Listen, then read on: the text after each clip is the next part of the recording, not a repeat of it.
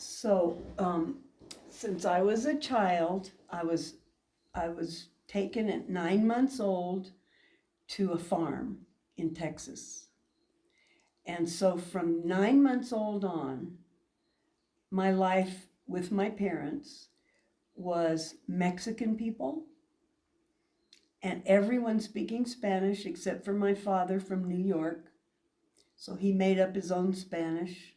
And the manager of the farm, who was working with my dad or ranch, would learn my dad's Spanish.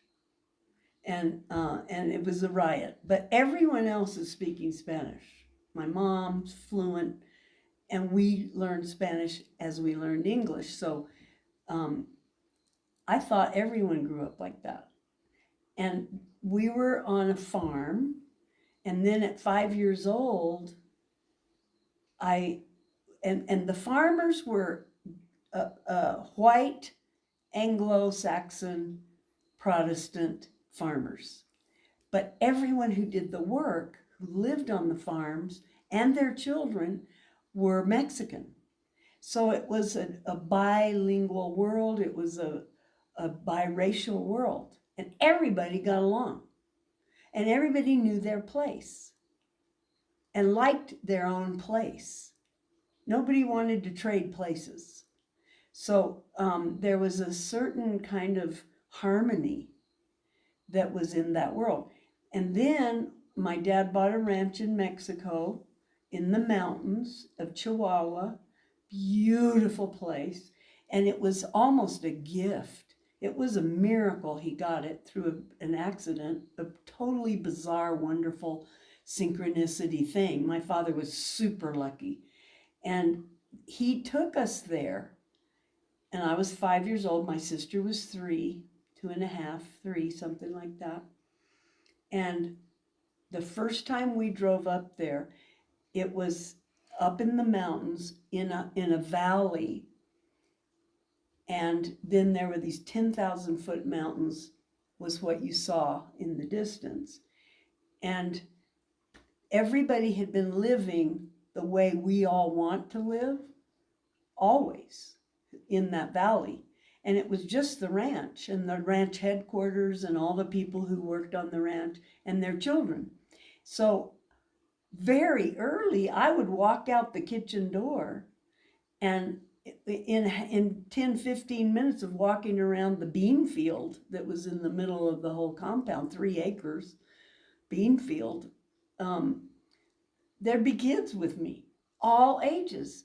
And so it was like all of a sudden, the loneliness I felt as a kid on that farm in Texas, I didn't feel that on this ranch in Mexico.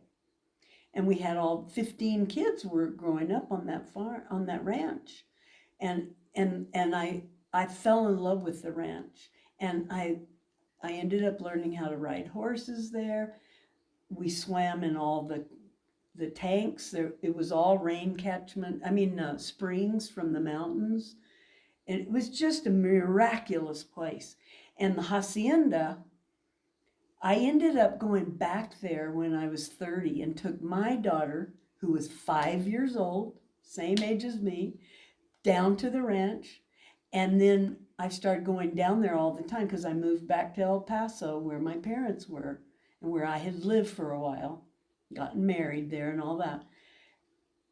I started managing my father's cattle ranch, and his manager trained me on a different ranch. And so became my life for about 4 or 5 years. I was there every other weekend, 4 hours down, 4 hours back, big hacienda. And pretty soon I started taking families with kids and then friends. And so I was in heaven again. Just like as a child, I was in heaven going there and spending time there. Went to school there one time. They had to be down there for several months. So I went to school, and I told you guys earlier, we got back and I went into my school on the farm, in the little town near the farm. And I could have skipped a grade. In 3 months, I learned so much. It was like a whole year in 3 months of school. it was just such a high quality experience.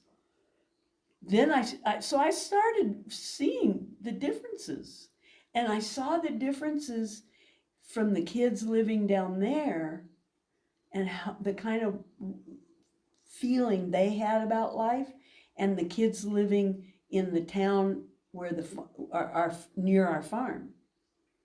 And I saw the difference in the Anglo kids in the United States and the Mexican kids. There was nothing but Mexican kids in Mexico, of course. And I saw the life was different, the feeling was different. And anyway, by the time I left Mexico and El Paso, we moved up here. And so when I ended up with this property for free, because I sold the main house over there, and the realtor said, oh, this was an independent, separate deeded piece of property, so she didn't sell it. She only sold the main house. And I said, are you kidding? So I ended up with a free piece of property in Santa Fe, which for my financial situation at the time was incredible. So I just started fixing it up and fixed up the barn. And the dream that I had was it was going to be like Rancho Terrenatus. And it was going to be at least I was going to have at least 2 or 3 houses on this one little tiny piece.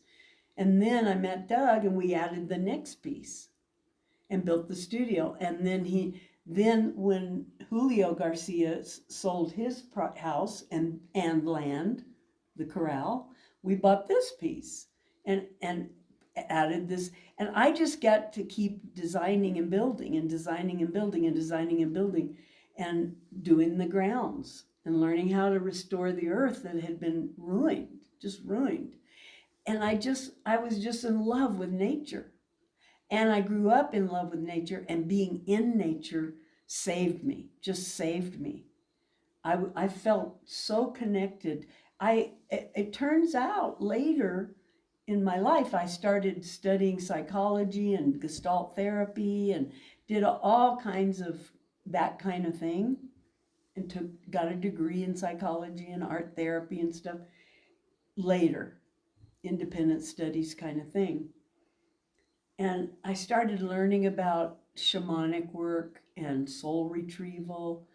And anyway, part of my healing was I realized my childhood, there was a lot of being alone and no supervision and not being read books. And so all my fantasies and all my games and everything I was doing, especially once I got a horse and I went out and rode on the horse out on the farm, that I was reliving past lives.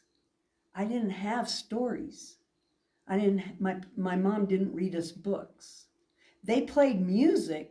My mom played the piano, my dad played the violin, we sang, we learned music, but we didn't really read, which is so bizarre. Everyone I know grew up with stories, so I didn't have any stories.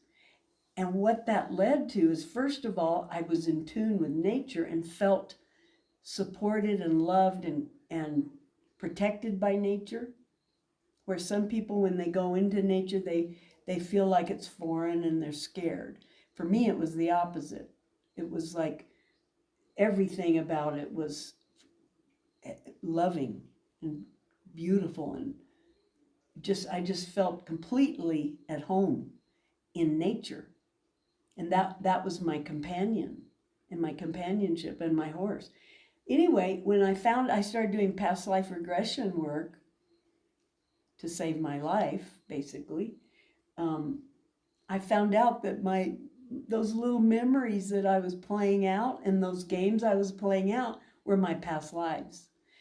And that blew my mind, that a kid who has no input will find it from within. And I always had the feeling of the gift in the nightmare, which is part of my training It's what's called redreaming, so you can change the past through looking at, once you're hurt and you are doing the healing work, you finally ask, what's the gift in the nightmare? Why did I create? First of all, we create everything, attract everything that happens to us for a reason, a really good reason. So what's the gift in the nightmare? And once I'm at that place in my healing process where I actually ask that question, I know I'm on the way to heal, because it pops back in my mind, and then it's like, oh, thank God I'm in this place. And then the answer comes. And the gift in the nightmare of having parents who were so busy with each other and their many, many, many projects and properties they were taking care of and all that, was that I learned how to connect to nature. So, and also all of us, my whole family and my father's family, they are all ocean people. And so our great trip every summer was to go to the ocean in San Diego, where my grandparents had moved to. And we all spent 2 weeks body surfing. And in those days, you had little rubber rafts instead of those funny, the ones they use now. I can't even think what they're called because I never use stuff like that. I just like to do my own body. But that, I had a grandmother, so I got to know my grandmother. And she was she was a doctor for one thing, an eye doctor, a surgeon. I mean, there were only 2 women in the medical school that she went to in Colorado and Stanford. I mean, she was a very unusual person. And I got to know her, and I got to see what an amazing person she was, because I wasn't around her. And so we'd go out there and I'd get to be around her. And she was this Christian Scientist. So she didn't believe in drugs. She didn't believe really in doctors. She's a doctor. She's an eye surgeon. She's an eye person. So she raised me, everything she taught me was, oh, you don't need doctors. Oh, you don't need medicine. No, no, no. She didn't believe in medicine. Drugs. She believed in natural things. So, and then my mother's mother, who I got to know some in El Paso, she was a religious fanatic, Bible person, and drove everyone crazy. But she was also a health fanatic. And I learned about health from her. She would never take a drug or a pill. No, here's how you're going to do it.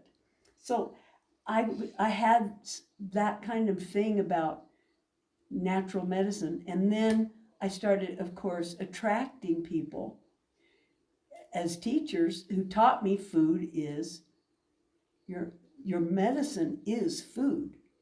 Make your food your medicine. So that eating is a way to heal yourself. And studied all kinds with solar nutrition guy who was a genius, and just studied a lot of nutrition stuff. And so growing things, growing plants, it was new to me. I grew up on a farm, but that's farming. And they used tractors and they crop dusted with DDT. And I was around DDT for 6 years before they banned it. And got real sick. Had a lot of illness. So for me, health is nature and being able to surround myself in beauty, the beauty of nature, and live in a different bubble. And I see this property as a bubble. And once I got the field broadcaster and started working with quantum agriculture and biodynamics, I relate to that we are creating the environment for this property, because there's a lot of chemicals happening with the chemtrails and in people's food, even if we think we're buying perfect food and organic and everything.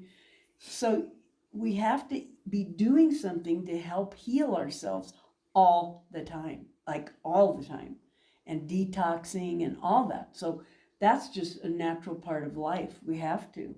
So to me, this place and what I want to pass on to people, I think this place is healing for people to come into.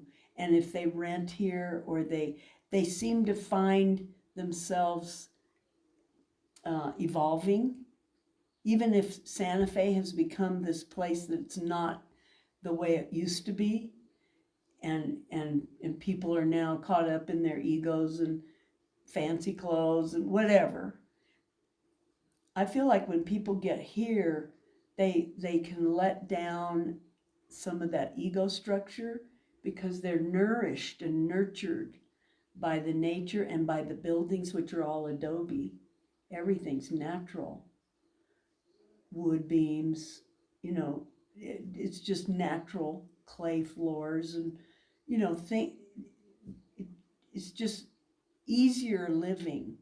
And then there's companionship, and the companionship, there's signals. If you don't want anybody to come visit you, there's your gates are closed. If you don't mind people coming, just dropping by, the gates are open. We all text each other first. We kind of have that thing. But it's like a community that's loose.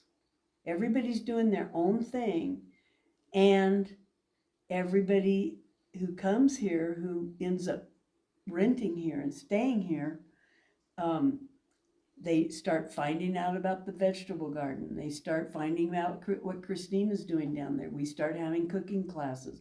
We start making pickles. Everybody gets invited, and we all go down there together. And we bring a bottle of wine. We make this beautiful Italian food. We celebrate while we're doing the work and talking about the food and all that. So it's like, a lot of times I don't even leave the property except to take a walk or a hike for weeks. And everybody comes here. I'll walk to town. I don't need to drive to town. I can walk to town. I love walking, and I think it's healthy.